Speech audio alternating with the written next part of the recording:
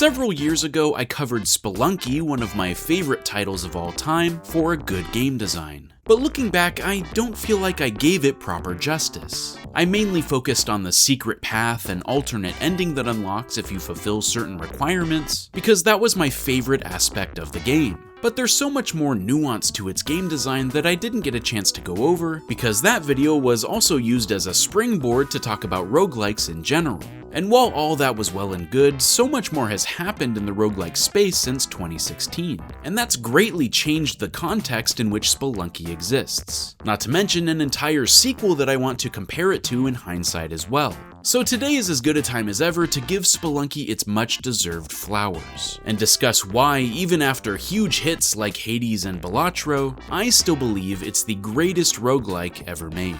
But to truly understand why, we need to recognize the impact Spelunky had when it was first released.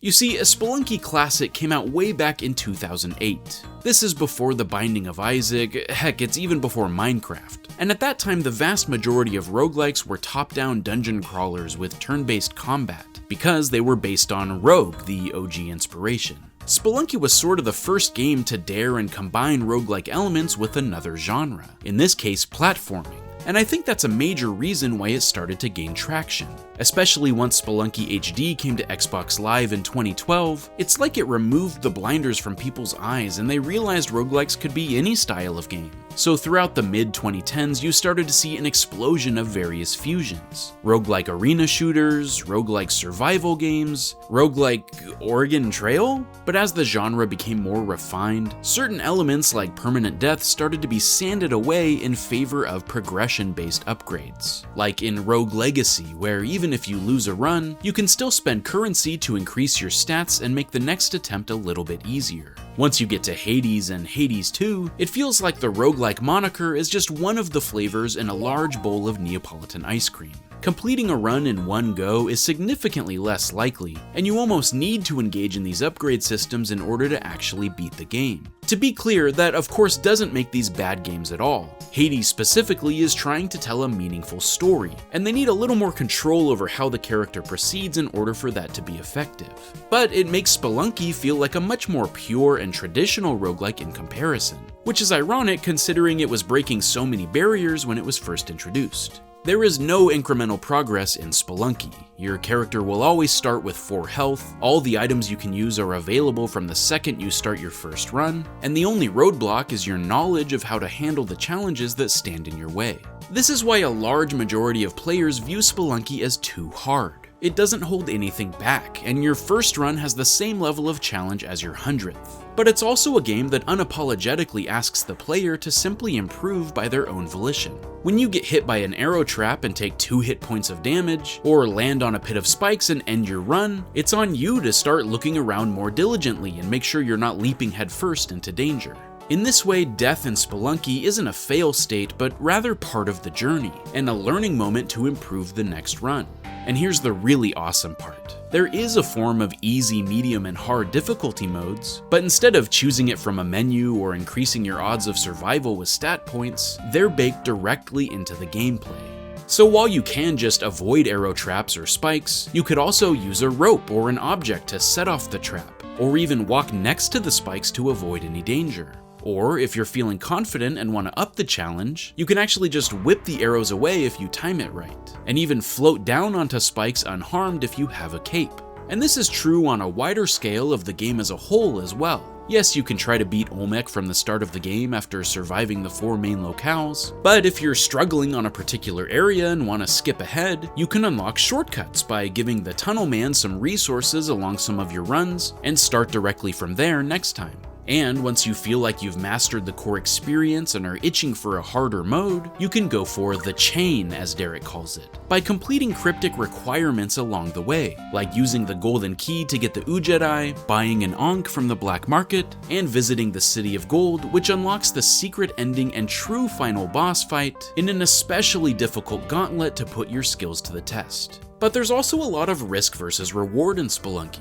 Yes, you can use the shortcuts to make the experience easier, but you won't have any power-ups that you would normally gain along the way. So if you start from the ice caves, for example, you'll have to deal with extended drops without a chance to get a cape or a jetpack. And you can't access the hell ending by doing this either, because you need items from earlier on in the game. So while these shortcuts can be helpful to practice certain biomes, Spelunky is sort of invisibly guiding you toward favoring full runs from start to finish. Because not only will you have more tools for survivability, but you'll also learn the game more holistically, since you'll have to encounter every danger and learn their patterns. As your knowledge and skill level increase, you might feel more confident to try out some dicier tactics, like killing shopkeepers to gain an especially tempting pile of loot, plus a shotgun for extra protection. But if you do, you'll have to deal with another one waiting at every exit going forward, with the fear of God in his eyes ready to wreck your day.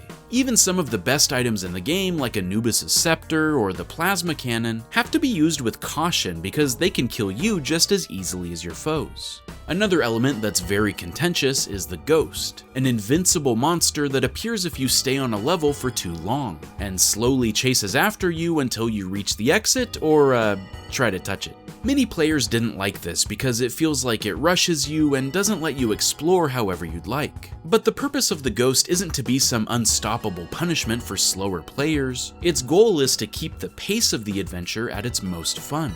If you could go around freely without worry of time constraint, yes, you could get every gold bar or take your time killing every enemy, but it would feel like an entirely different experience, one that's less frenetic and requires less decision making. If you wanted to go after each alcove or blocked off corner in the map, you might end up using all your bombs or ropes, and not be prepared when they would come in handy facing a tougher obstacle along the main path. Derek wanted Spelunky to be a game about quick choices amongst chaos, with survivability as the main focus, not needing every little collectible to line your pockets with. The Ghost keeps your focus in check, by always being a thought in the back of your mind when you decide to take a detour. Is this worth it, or should I just keep moving? Plus, it only appears after you've been in a level for 2 minutes and 30 seconds, which is more than enough time to actively clear a stage and see all the major points of interest. I almost never encounter the Ghost on a typical playthrough, and even when I do, it's not an extremely threatening danger either. It moves incredibly slow, and unless you corner yourself without an easy exit, it's not going to be much of a problem to avoid. And going back to what I said about inherent difficulty settings, you can even use the Ghost to your advantage if you're going for a high score run, by making it run into loose gems and turn them into diamonds, the most valuable pickup in the game. That's 3 separate purposes all wrapped up in a single entity. And that's the thing about Spelunky. Everything is made with intentionality. Yes, the game is randomly generated, but there's a lot of care and detail put in to ensure you're not just dealt a bad hand, or cheaply killed without a way to prevent it. At least, as much as possible. Each new game starts with a rock or carryable item right next to the entrance, so you never have to use a resource to trigger an arrow trap if it happens to be unavoidable. Paste is used to make your bombs sticky, which can be helpful in such a large number of situations that it basically feels essential. So they made sure that giant spiders are almost always present somewhere in the mines to give you the best chance going forward. The ice caves are specifically meant to be a step back in difficulty, as a breath of fresh air after the extreme challenge of the jungle, and it helps you to gather your thoughts and lock in before the final test of the temple. And if you somehow make it to hell without a jetpack or cape, it's full of vampires that give you one for free if you're able to take one down. Plus, it'll always have Vlad's amulet on level 5-1 that makes you invulnerable to lava, which is extremely helpful in a stage full of this stuff. That said, Spelunky does feel like an unpredictable Rube Goldberg machine sometimes, but it's not because of each individual hurdle being random, but rather how they interact with each other.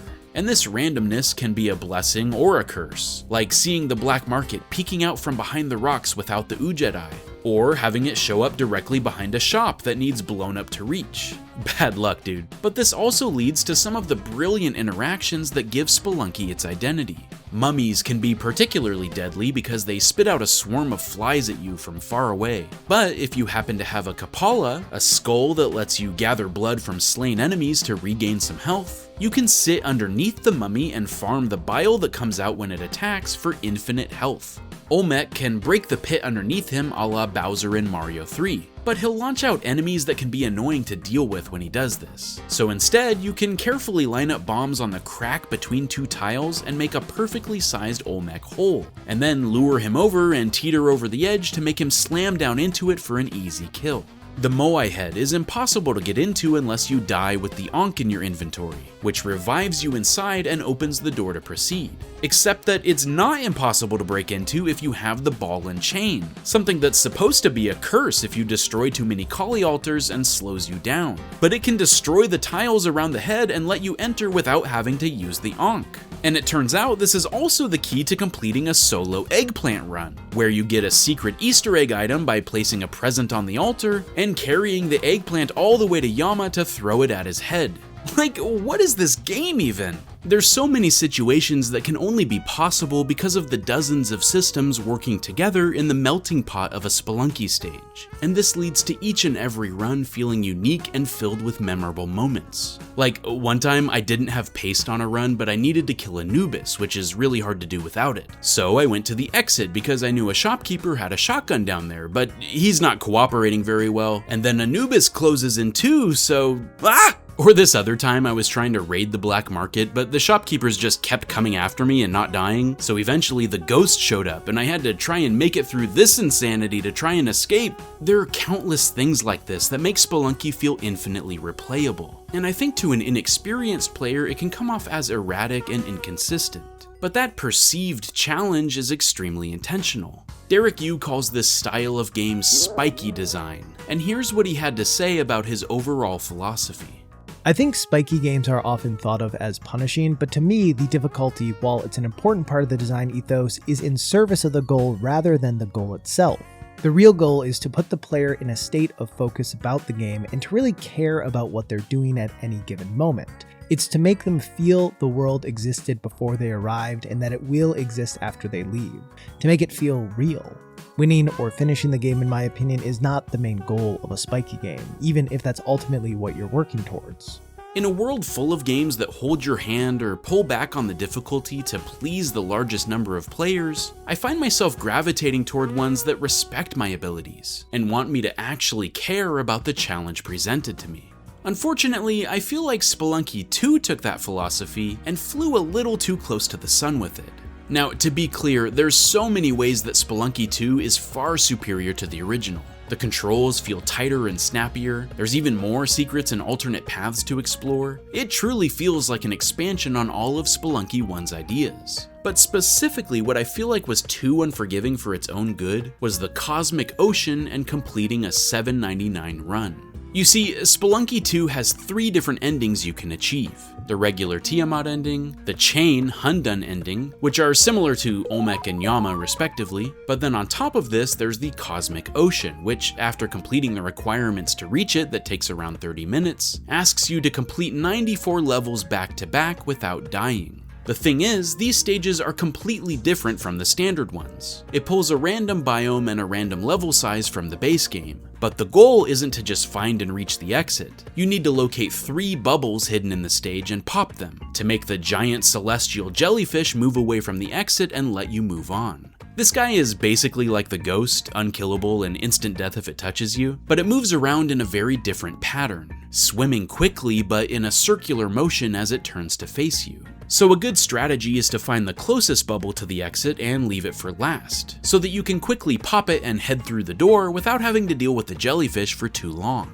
The levels in the Cosmic Ocean also end with a big gap of open sky that loops back on itself left to right and top to bottom, which is helpful to escape getting cornered or to quickly survey each layout. But the problem is that this totally changes certain enemies' predictable patterns that you would normally encounter in the base game. Sure, moles and cat mummies can be pretty dangerous on their own, but at least there's walls to contain them. Here they can fall through the void on a whim and land on top of you without any warning. Or even worse, some enemies can blow up a lava pool and send instant death all over the ground and air, making certain paths impossible to cross. It takes a huge amount of knowledge and preparation to be able to effectively navigate the Cosmic Ocean. It really is a final test for the most skilled players. But often things that are out of your control can end up making the run unsustainable. If you get poisoned or cursed, there's no way to heal, so you might as well just kiss your run goodbye. If you take too long to find the 3 bubbles because the game randomly chose the largest map size with a bunch of closed off sections, it'll spawn a second jellyfish to chase you just like the ghost. Good luck. And if all of this was just for 5, 10, or even 20 levels, that would be manageable. But 94 stages makes a cosmic ocean run easily become 2 to 3 hours. And this is simply too long for something not to go wrong and ruin your streak. After finishing my time with UFO 50 last year, I decided to go back and attempt to complete the Cosmic Ocean ending, since it was easily the hardest gaming achievement I had ever seen. I ended up doing most of it on my Steam Deck so I could take breaks, because I just don't have the time to sit down and play games for 3 hours straight anymore. And over many months and roughly 50 hours of attempts, the farthest I ever got was level 51, only about halfway to my goal. Overall, I felt like this was too repetitive and dependent on RNG to feel satisfying. You need a ton of luck to even have a good loadout when you reach the Cosmic Ocean, and then something can simply go the wrong way and send you all the way back to the beginning to start it over again. I still love Spelunky 2 and have played it nearly as much as the original, but this specific challenge was definitely a line drawn in the sand for me. That's why I think Spelunky 1 benefits so much from its smaller scale. It's not too ambitious, and therefore always a perfect bite-sized adventure that I can come back to and enjoy. Even in a simpler package, there's still so many hidden secrets and Easter eggs. From bonus stages like the worm or alien mothership, to funny additions like the gold pooping monkey if you place an idol on the altar, or unlocking the sloth pet by clicking the dog 100 times in the menu. There just isn't really anything else quite like it, and I feel like I'll always be discovering something new when I boot it up. I hope that even if it isn't your cup of tea, I helped shed a little bit of light on why it was such a monumental title for the genre, and one of the most formative gaming experiences for me. But what about you? What are your thoughts on Spelunky or Spelunky 2? Did you enjoy them as much as I did, or are there other roguelikes that you're more drawn to? Tell me in the comments below and let's talk about it. I will always hold Derek Yu as one of my all-time favorite developers, because his design style speaks to me on a deeply personal level. If you want even more game dev insights and wisdom, I recommend checking out his book on the making of Spelunky as well. It's a fantastic read, and helps solidify for me that even though this title is almost old enough to drive, it still feels like the greatest roguelike I've ever played. Thanks for watching another episode of Good Game Design. I'll see you next time. Stay frosty, my friends. Today's video was sponsored by Manta Sleep. I've used a lot of sleep masks and other tools to help me rest over the years, but Manta Sleep's products are by far the highest quality. I've been using the Manta Sleep Mask Pro and love how comfortable it is, but I was also surprised by how awesome these cooling cups are, as they can add a refreshing cooling sensation as you sleep. I tend to sleep pretty hot, so this was a great relief and I can highly recommend checking them out specifically. But really, you can't go wrong with any of the accessories they offer, like the sound machine to block out unwanted noise. This one is a must-have. And if you use my code SnowmanGaming at the link below, you can get 10% off of your purchase. So make sure to check out Manta Sleep in the description for a better night's rest. Alright, I'll see you later. Bye!